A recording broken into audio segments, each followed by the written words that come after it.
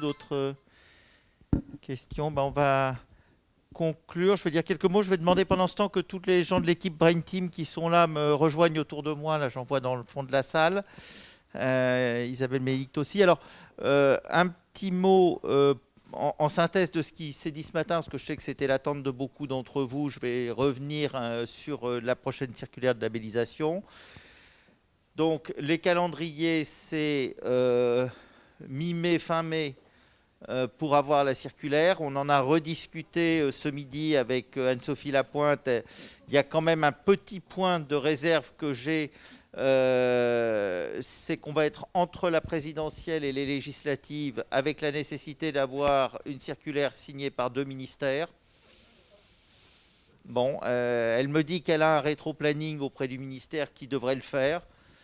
Bon, il faut qu'on se garde quand même en tête qu'il ne serait pas totalement impossible qu'il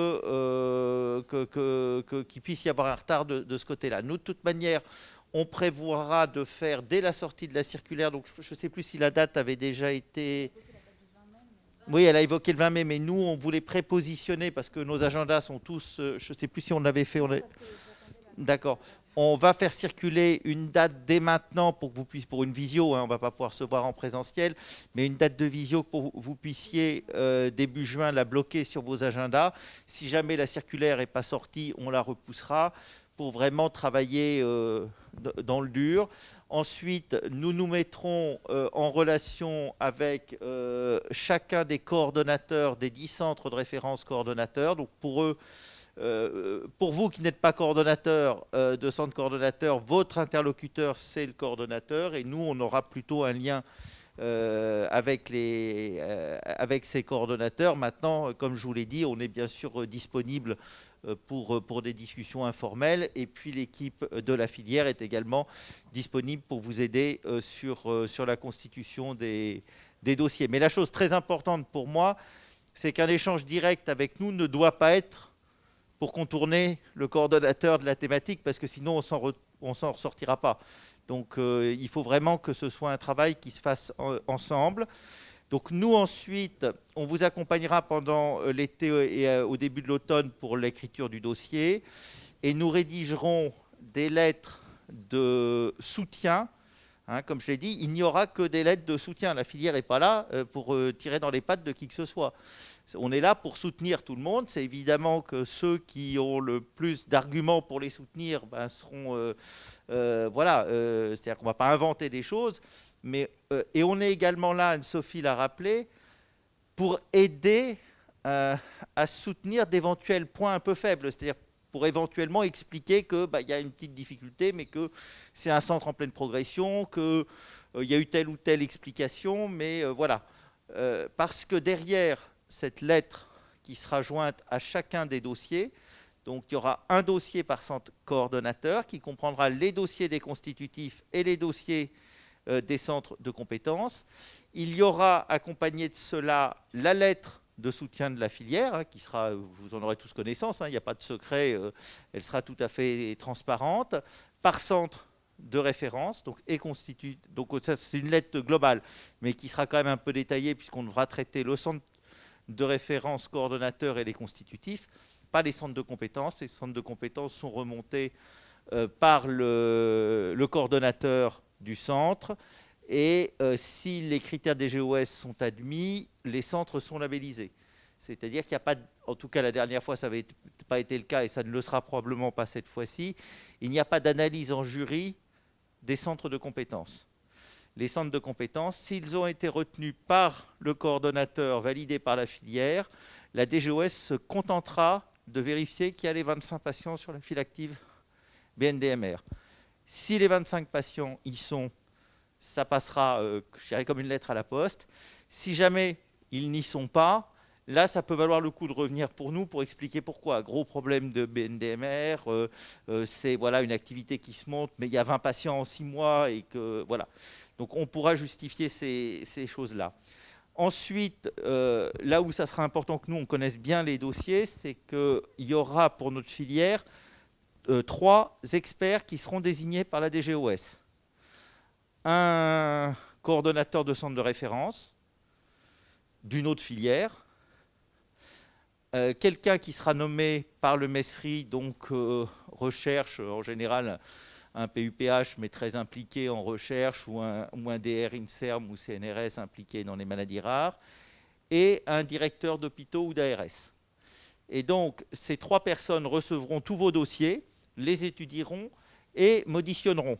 Et moi, mon rôle là, ça sera d'être l'avocat, de plaider les différents dossiers. Donc plus je les connais, plus je suis au courant des raisons pour lesquelles éventuellement il y a une petite difficulté, mieux je peux plaider. Donc voilà. Et ensuite, moi je n'aurai aucun contact avec le jury. Ce sont les 3 experts qui iront présenter les dossiers devant le jury. C'est ça la procédure. Et il y aura, comme la dernière fois, ça avait été supprimé et on a pu le faire remettre lors de la dernière discussion, il y aura une procédure entre guillemets d'appel. Alors, la procédure d'appel, ce n'est pas pour rattraper les dossiers qui n'ont pas été pris, c'est quand ça sera souvent des questions du jury. C'est-à-dire que le jury n'a pas bien compris dans un dossier ou a eu éventuellement une proposition alternative à faire.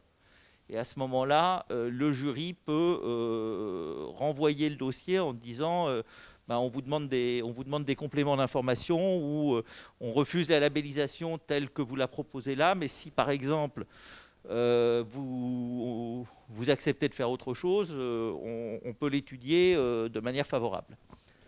Voilà, est-ce que par rapport à ça, il y a des questions ?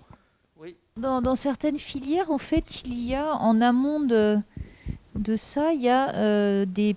Enfin, j'ai vu ça, par exemple, pour le centre de référence mitochondrie, où en fait, on a eu l'ensemble des centres constitutifs, une visio de 10 minutes, un quart d'heure avec le responsable de la filière pour exposer. C'est le coordinateur qui expose tout, mais tous les centres sont présents, et pour que s'il y a des changements, des nouveaux centres éventuellement qui souhaitent devenir constitutifs, etc., pour que tout le monde en fait puisse avoir l'information et surtout donner ses... Oui, c'est un peu le principe du conseil de filière, c'est les 30 centres... Ce que je veux dire, c'est que c'est centre par centre. C'est pas l'ensemble de... Si. Non, ce que je veux dire, c'est par exemple, je prends Mito parce que c'était il n'y a pas longtemps, c'était 5 ou 6, c'est Filnemius pour ne pas la nommer, 5 ou 6 sessions successives. La première, c'était mitochondrie, la deuxième, c'était un autre centre de référence, etc. etc. C'était des choses, c'était juste pour qu'il y ait une information plus précise pour chaque centre de référence. Alors, chez nous, on est dans une autre problématique, c'est qu'on est beaucoup plus important. Nous, on a 10 centres de coordo. Moi, c'est ce que j'avais dit ce matin. Nous, on va déporter le conseil de filière qui, d'habitude, a lieu à la suite de cette journée. On va le déporter à la sortie de la note qui lance la labellisation, pour justement pouvoir faire une petite annonce en commun, et puis peut-être discuter ensemble justement des périmètres, des contours à réviser. J'imagine mal que si je demande à chacun des 10 coordos, ça risque d'être un petit peu lourd, mais peut-être qu'on peut faire un espèce de petit travail de synthèse. On peut vous demander en amont à tous les coordos des 10 centres un petit peu ce qui se passe, pour pouvoir faire une petite synthèse, et après mettre ça, en fait, on vous l'envoie un petit peu en avance de phase, et puis on discute tous ensemble au moment du conseil de filière qu'on va reprogrammer début juin, pour que vous puissiez avoir cette vision globale, et qu'il y ait des discussions communes. On avait proposé par centre de référence, c'est-à-dire tous les blocs génétiques ensemble. L'idée, c'était par centre de référence. L'idée, c'est principalement pour que le coordinateur de la filière... Mais c'est le rôle, ça, c'est le rôle du coordinateur de la filière. S'il veut m'inviter, ou s'il veut nous inviter quelqu'un de Brain Team, il n'y a pas de problème. Mais là, cette discussion... Oui. Mais avec tout l'ensemble des centres, c'est ça que je ne suis pas sûre que je m'exprime très bien, en fait. C'est ça, c'est pas grave. En fait, en tant que coordonnateur, tu peux convoquer l'ensemble des gens qui vont se présenter, et ensuite C'est la coordination de Filnemius a convoqué tout. C'est dans ce sens-là que ça s'est fait, un par un. C'est ce qu'on a proposé, Caroline, à tous nos centres. On leur a dit, si vous faites des réunions, vous nous invitez si vous en avez envie. Et nous, on peut intervenir. On l'a déjà fait à 2-3 reprises pour certains centres de référence qui nous ont invités pour parler relabellisation à leurs réunions. Nous, on n'impose rien. C'est vraiment chacun qui décide de ce qu'il veut. C'était pas une question d'imposer, c'était une question parce que, justement, tu disais que à un moment donné, il faut bien connaître les informations à donner pour défendre les dossiers, et que le meilleur moyen, c'est de... Non, mais moi, de toute manière, j'aurais, avant, ou même au moment de la remise des dossiers et un peu après, parce qu'il y a un temps, moi, c'est évident qu'il faudra que je rencontre tous les médecins coordonnateurs et avec, a priori, les sites constitutifs et ça. Mais encore une fois, là, pour moi, la main, c'est chaque coordonnateur qui a la main et moi qui suis à leur disposition. Okay. Yves, derrière toi, avait une question. Merci en tout cas pour ces précisions. J'avais 2 petites questions. C'était le planning, quand est-ce qu'on doit le rendre, si c'est en octobre. Et l'autre, c'était une question technique. Est-ce que dans une grande ville, on va prendre celle de Paris, on peut avoir des centres de compétences et de référence, même si ce n'est pas le problème adulte-enfant? Alors, sur les centres de compétences, étant donné qu'il n'y a pas de financement, il n'y a pas de filtre particulier. S'il y a l'activité, je pense qu'il n'y aura pas de soucis. C'est vraiment pour les centres constitutifs et coordonnateurs que la question doit être posée et très spécifique. Et la réponse pour la date, pour le moment, ce qu'a annoncé ce matin, c'est mi-octobre. Non, parce qu'il y avait des gens il y a des centres de référence et on disait qu'il n'y a pas besoin de centre de compétences puisqu'il y a déjà des centres de référence dans la même ville. Mais sauf s'il y avait Non, il n'y a aucun problème, Okay, surtout pour, pour Paris, si c'est des hôpitaux différents. Par contre, il ne faut pas mettre un centre de compétences neurogénétiques à la Salpêtrière. Ça n'a pas de sens. C'est ça, mais autrement, on peut sans souci. Parfait. Écoutez, pour terminer, je vais proposer à Sophie, donc, qui dirige l'équipe, de présenter son équipe et peut-être de nous dire s'il y a 1 ou 2 dates à retenir dès maintenant dans les agendas. Alors, je vais remercier vraiment tous les membres de l'équipe Brain Team qui sont ici, parce que c'est grâce à eux que tout ce que vous avez vu ce matin et en cours de journée a pu se faire. Donc, je vais demander aux ARC d'avancer, de lever la main. Donc, Marie, Aneta et Johan, et puis Souria qui est déjà reparti à Montpellier, qui a essayé d'accompagner au mieux la saisie dans les 18 sites hospitaliers que j'ai mentionnés ce matin. Donc merci beaucoup à vous. Marie, pour tout ce qui est communication, génération des outils de com que vous pouvez avoir, donc c'est le travail de Marie. Isabelle Momy pour tout ce qui est coordination médico-sociale, vous la connaissez. Lokang qui vient de nous rejoindre en relais des missions de Perrine sur tout ce qui est TP, PNDS, l'Observatoire du traitement, le programme aidant. Elle a un beau programme à venir dans Brain Team. Et puis bien sûr Bénédicte qui m'a accompagnée ces 15 derniers jours, parce qu'on a beaucoup souffert ces 15 derniers jours pour organiser cette journée. Donc merci beaucoup Bénédicte. Et puis qui prend en charge vraiment toute l'organisation des RCP, les guides de codage, tout ce qui est vraiment technique, pas rigolo, Rofim, tous les trucs pas sympas. En gros, c'est Bénédicte qui s'y colle.